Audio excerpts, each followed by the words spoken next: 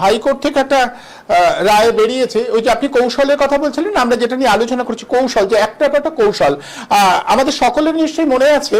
Netaji indoor স্টেডিয়ামে দাঁড়িয়ে আমাদের রাজ্যের প্রশাসনিক কথা পরিষ্কার বলেছিলেন যে কারোর চাকরি যাবে না, এবং আপনি যেটা নিয়ে বারবার প্রশ্ন তুলেছিলেন যে শিক্ষকদের আবার যোগ্য অযোগ্য কিসের, অযোগ্য এবং যোগ্য এই শিক্ষকদের মাপকাঠি তৈরি করা সেটা কিভাবে হয়।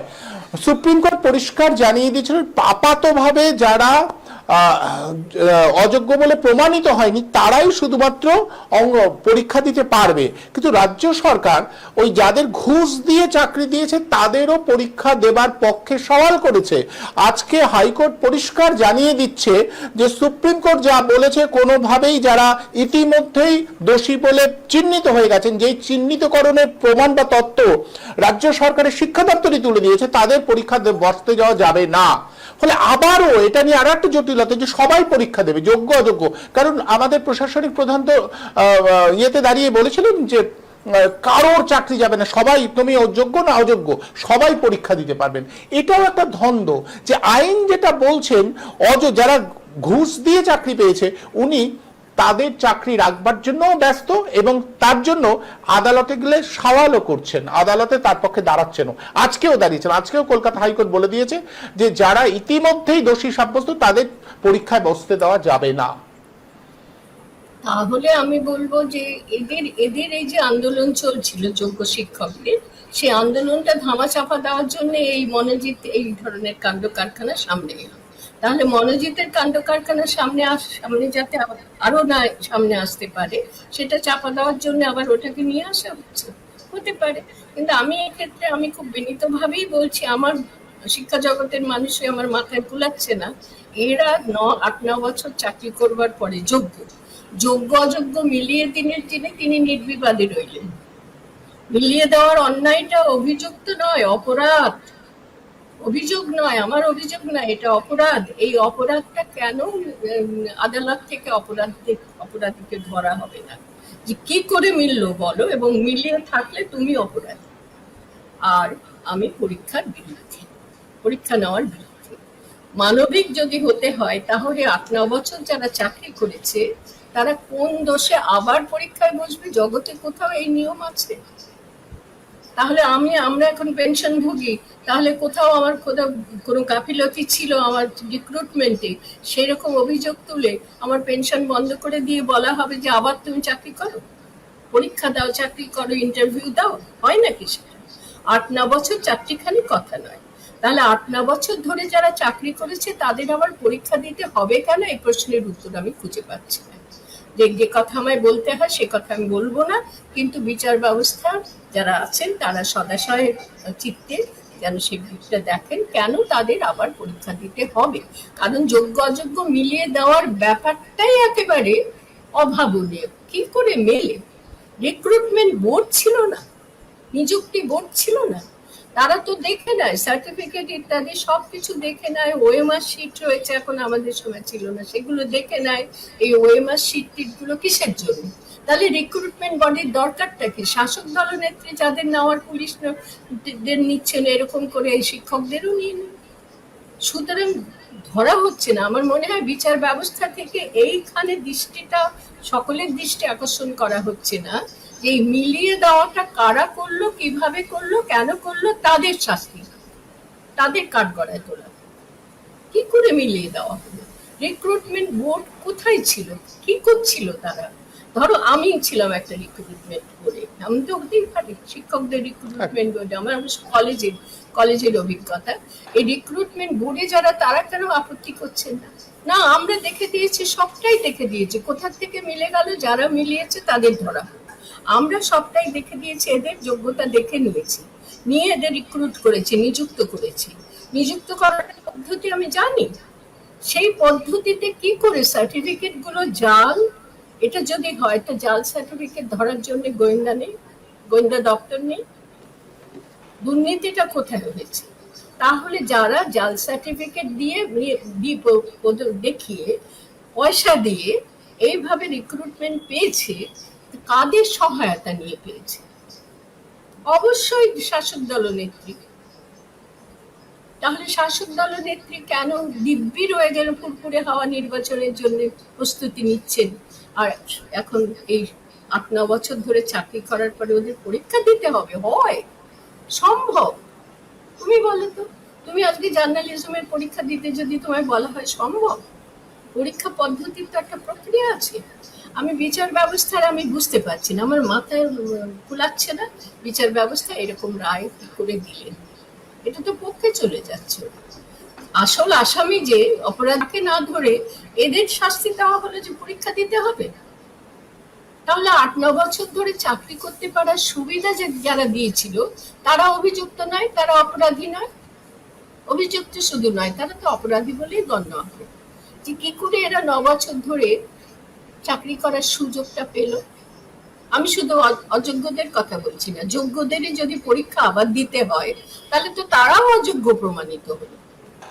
আমি বুঝতে পারছি না, যোগ্য অযোগ্য বলা হচ্ছে মিলে গেছে, এবারে যোগ্যদের পরীক্ষা দিতে হবে, অযোগ্যদের পরীক্ষা দিতে হবে। না, অযোগ্যদের পরীক্ষা দিতে হবে না, অযোগ্যরা বাদ, তারা পরীক্ষা দিতে পারবে না। অযোগ্য মানে হচ্ছে তারা একেবারে তাদের হাতে প্রমাণ এসে গেছে যে এরা অন্যায়ভাবে ঘুষ দিয়ে চাকরি পেয়েছে, এটা প্রমাণিত। এবার যারা রয়েছে তার বাইরে, তা বলা হচ্ছে যে তাদের প্রমাণটা দিন যে এরা সবাই যোগ্য, সেই প্রমাণটা রাজ্য সরকার দিতে পারছে না। আপনার যুক্তিটা ঠিক যে সেই প্রমাণটা রাজ্য সরকার যদি দিতে না পারে তাহলে বিচারকের তো উচিত রাজ্য সরকারের যে এই প্রমাণটা দেওয়ার দায়িত্বে তাকে ধরা। অনুপম একদম না, একেবারে ওইভাবে নয়। বলা হচ্ছে যে অযোগ্য চিহ্নিত করা গেছে, এই শব্দগুলো তাহলে বাদ দিতে হবে। অযোগ্য চিহ্নিত করা গেছে, তারা পরীক্ষায় বসতে পারবে না, তাহলে বাকিরা কি হলো? না, বাকিরা তাদের যোগ্যতা এখনো প্রমাণ হওয়া, মানে তাদের যে যোগ্যতা আছে তার প্রমাণপত্র নেই। না, তাহলে প্রমাণ নেই, তাহলে সবাই অযোগ্য।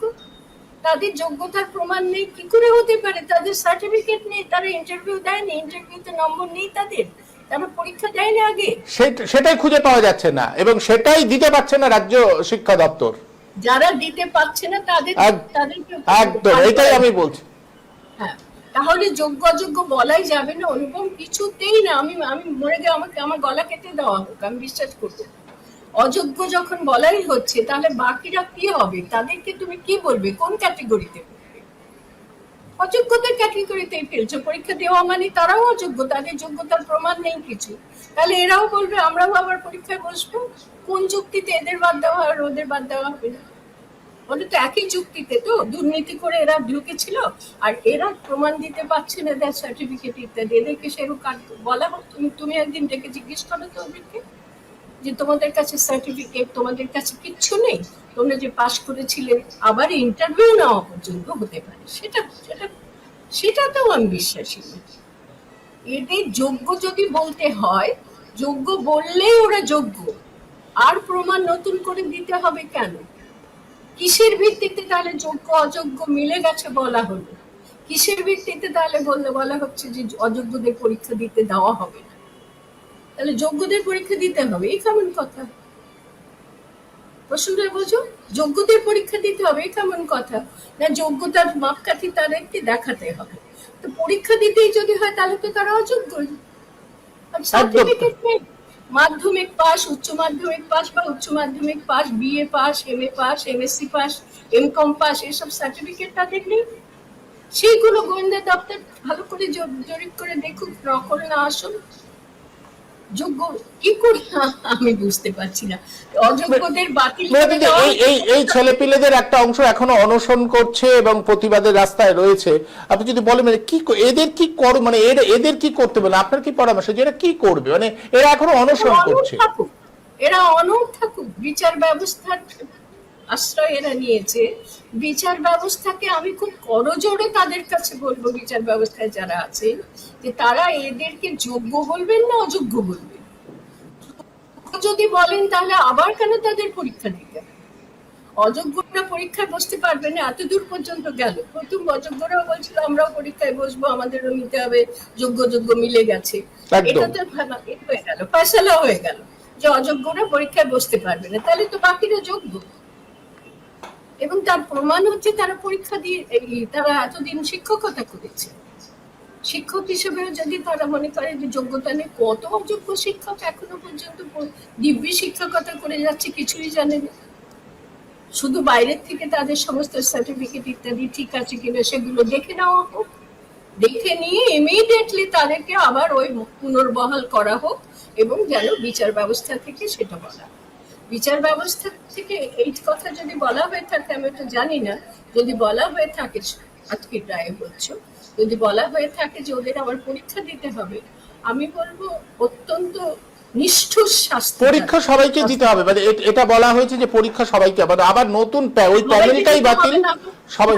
তুমি তো বলছো অযোগ্যরা পরীক্ষা দিতে পারবে না, দিতে পারবে না, মানে যারা ইতিমধ্যে তারা দিতে পারবে না, কিন্তু ওই প্যানেলটা যেহেতু বাতিল, তাই যারা যোগ্য, তথাকথিত যোগ্য, তাদেরও পরীক্ষা দিতে হবে, তাদেরকে আবার পরীক্ষা দিয়ে যোগ্যতার প্রমাণ দিতে হবে, এটাই কথা তো। হ্যাঁ, একদম। তাহলে যোগ্য কেন বলা হবে, তাদেরকেও বলো অযোগ্য। যোগ্য অযোগ্যের যে তফাৎটা, এটা তুলে দাও, বলে যোগ্য অযোগ্য আমরা এতদিন বলছিলাম, ওটা আর বলা যাবে না, সকলেই এরা অযোগ্য।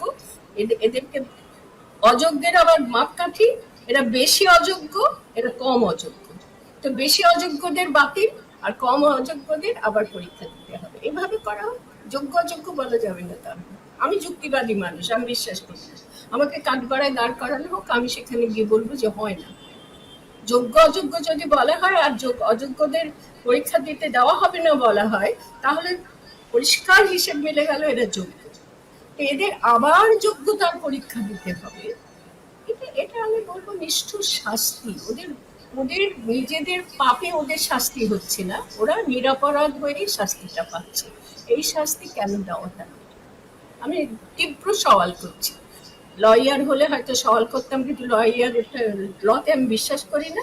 টাকা পেলে ও পাপির পক্ষে সওয়াল করে লয়াররা, আবার যে নিষ্পাপ তার পক্ষে সওয়াল করে।